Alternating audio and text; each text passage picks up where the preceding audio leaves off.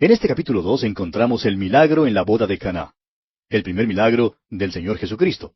Llegamos ahora a un incidente muy importante en el ministerio de Jesús. Ocurre cuando fue convidado a la boda de Caná. Pues allí fue donde hizo su primer milagro. Leemos en el versículo 11 que este principio de señales hizo Jesús.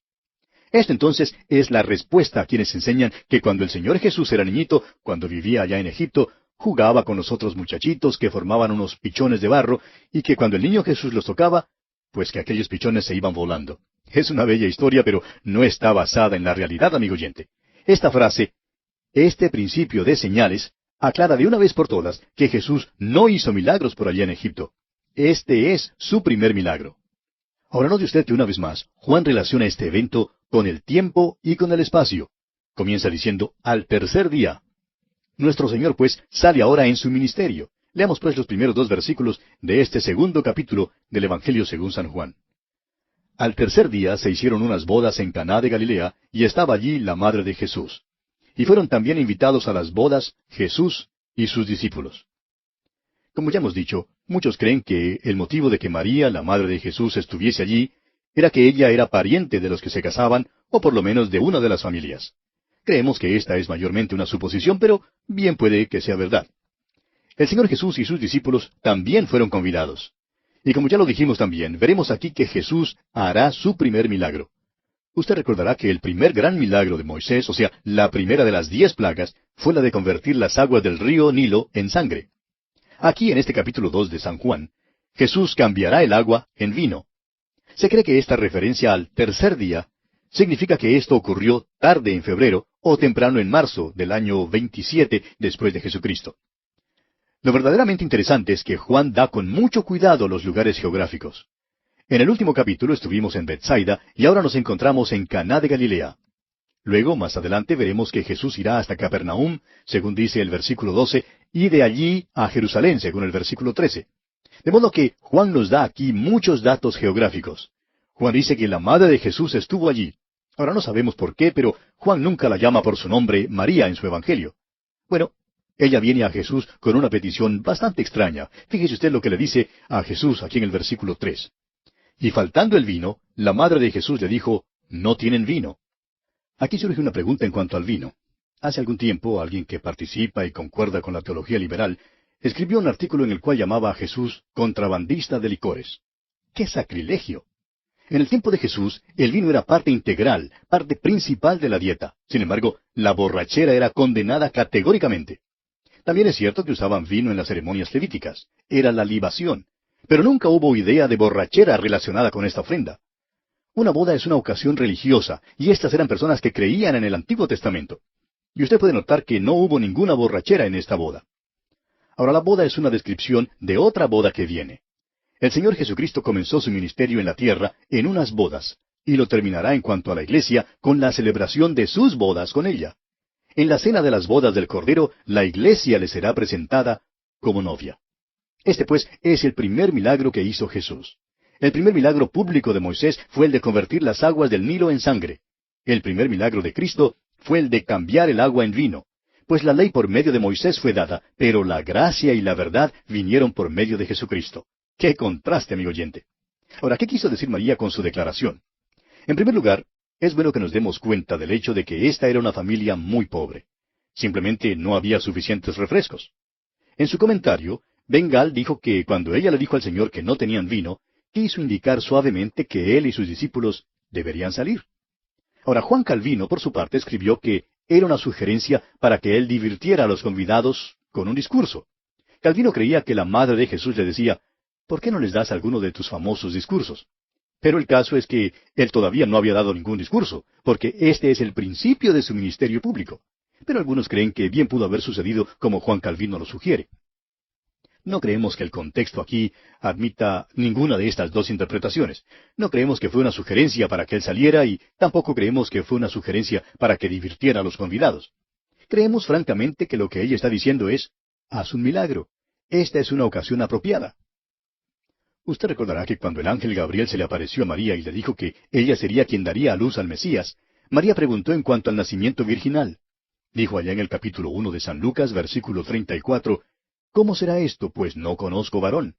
Y Gabriel le indicó con toda claridad que el Espíritu Santo vendría sobre ella, y que el ser que nacería sería divino y santo.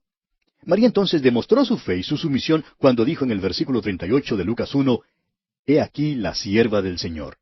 Y desde ese momento en adelante una nube pasó sobre su cabeza y siempre hubo dudas. Los hombres realmente le hacen preguntas en cuanto a Jesús, y creemos que ella realmente dice, «Aquí tienes tu oportunidad de hacer un milagro y demostrar que yo tenía razón cuando dije que tú tuviste un nacimiento virginal y que tú eres el que he declarado que eres». Pero Jesús le da una respuesta muy clara. Leámosla aquí en el versículo 4 del capítulo 2 de San Juan. Jesús le dijo, «¿Qué tienes conmigo, mujer? Aún no ha venido mi hora».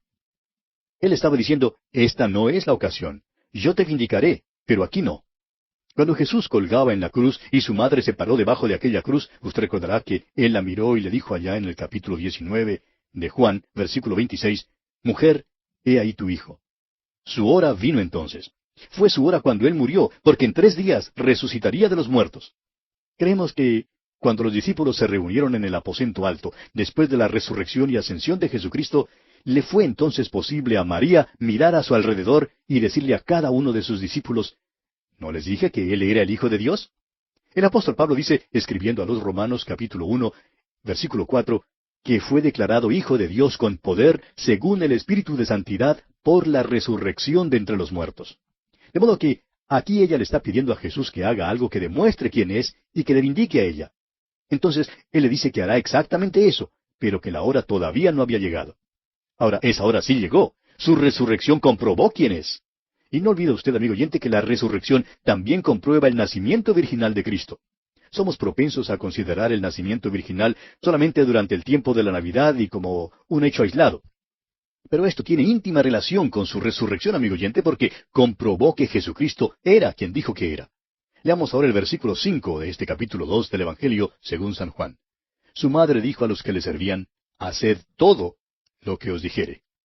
¡Qué consejo tan bueno, amigo oyente! Sería un buen texto para un sermón en el Día de la Madre. «Haced todo lo que os dijere». El título del mensaje sería «El consejo de una madre». Es un buen consejo. Algunos han hablado sobre este texto y han sugerido que este fue el único mandamiento que María dio. Pero no nos atrevemos a llamarlo mandamiento. Creemos que es más bien un consejo, un buen consejo. De hecho, un excelente consejo. Continuemos con los versículos 6 y 7 de este capítulo 2 del Evangelio según San Juan. Y estaban allí 6 tinajas de piedra para agua, conforme al rito de la purificación de los judíos, en cada una de las cuales cabían 2 o 3 cántaros. Jesús les dijo, «Llenad estas tinajas de agua». Y las llenaron hasta arriba. Nuestra atención ahora es dirigida hacia estas 6 tinajas de agua. Las usaban en los ritos de purificación externa. Esta era una familia pobre y, evidentemente, estas tinajas eran viejas, muy usadas y probablemente las habían guardado aparte en algún lugar. Esperaban que cuando los convidados vinieran, que ojalá ninguno se fijara en ellas. Y creemos que nuestro Señor debe haberle causado pena a esta familia cuando pidió que sacaran estas tinajas. Pero luego Él les explica lo que quiere que hagan y entonces las llenan hasta arriba. Leamos ahora los versículos 8 al 10 del capítulo 2 de Juan. Entonces les dijo, «Sacad ahora y llevadlo al maestresala». Y se lo llevaron. Cuando el maestresala probó el agua hecha vino, sin saber él de dónde era, aunque lo sabían los sirvientes que habían sacado el agua, llamó al esposo y le dijo, «Todo hombre sirve primero el buen vino, y cuando ya han bebido mucho, entonces el inferior. Mas tú has reservado el buen vino hasta ahora». Ahora no quisiera que nos desviemos del tema aquí y que entremos en discusiones en cuanto a si este era vino embriagador o no. No creemos que tal tipo de discusiones sean provechosas y, más que eso, esta no es la cuestión de importancia en este pasaje. Note usted que hay algo aquí que se omite. ¿Dónde está la novia? No la encontramos en ninguna parte. ¿Y cómo era el traje de la novia? ¿No era esto acaso lo más importante de la boda? Quizá usted, amigo oyente, al igual que yo, ha presenciado muchas bodas y se habrá dado cuenta que cuando el predicador entra en la iglesia, nadie tiene verdadero interés en el predicador. Luego entra el novio y francamente tampoco tienen mucho interés en él. La única persona que le da una sonrisa al novio es la madre de él. Pero entonces entra la novia y todo el mundo la mira. Ahora, ¿qué tipo de traje tenía esta novia aquí? Bueno, no lo sabemos. Jesús y esas tinajas de agua son lo más importante aquí. Amigo oyente, aquí hay algo que es maravilloso. Tomó unas tinajas y mandó que las llenaran de agua. Luego sirvieron el agua y creemos que el milagro tuvo lugar cuando llevaron el agua y la sirvieron a los convidados. se cambió en vino. Creemos que así fue como el milagro tuvo lugar. Y aquí tenemos una gran lección espiritual para nosotros, amigo oyente. Jesús nos usa hoy en día como usó aquellas tinajas de agua. Somos como tinajas que son golpeadas y batidas. No somos atractivos, y por eso debemos ser apartados y ocultados de la vista. Pero Él quiere usarnos, quiere llenarnos de agua. Ahora, ¿cuál es el agua? El agua, amigo oyente, es la palabra de Dios. Quiere llenarnos del agua de la palabra de Dios. Luego, después que nos llena del agua de la palabra de Dios, quiere que la compartamos. Y cuando hacemos eso, no sabemos cómo explicarlo, pero cuando el agua es vaciada de las tinajas y llega hasta los sedientos, es entonces cambiada en vino. Es cambiada en el vino de la alegría por medio de la operación del Espíritu Santo. Se nos manda allá en la carta a los Efesios capítulo 5, versículo 18, no os embriaguéis con vino en lo cual hay disolución, antes bien, sed llenos del Espíritu. El Espíritu Santo, amigo oyente, toma esa agua y hace un milagro en la vida del individuo. No lo podemos explicar, pero sabemos que sí sucede. Son varias las personas que nos han escrito y que nos han contado que han sido salvadas simplemente al escuchar la palabra de Dios por medio de este programa. No lo podemos comprender. Somos simplemente una vieja tinaja de agua y tenemos dentro de nosotros un poquito de agua de la palabra. Tratamos de dársela a usted, amigo oyente, y utilizamos la radio como medio para compartirla. Allá donde usted está, Dios transforma esta agua en vino de la alegría. Sabemos que tal cosa ocurre, pero no lo podemos explicar. Hay, por otra parte, tantas personas hoy en día que quieren salir para testificar o quieren salir para hacer algo para el Señor.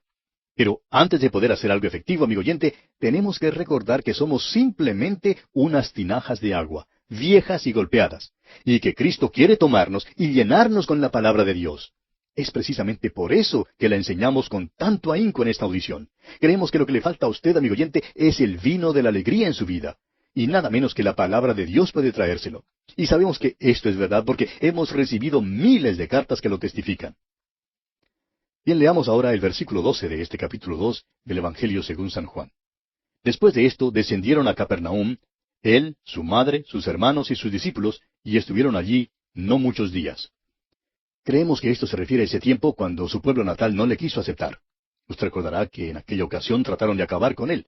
Cuando entró en la sinagoga y leyó el libro de Isaías y dijo que estas profecías se cumplían con su venida, el pueblo no le creyó y dijeron, ¿no es este el hijo de José?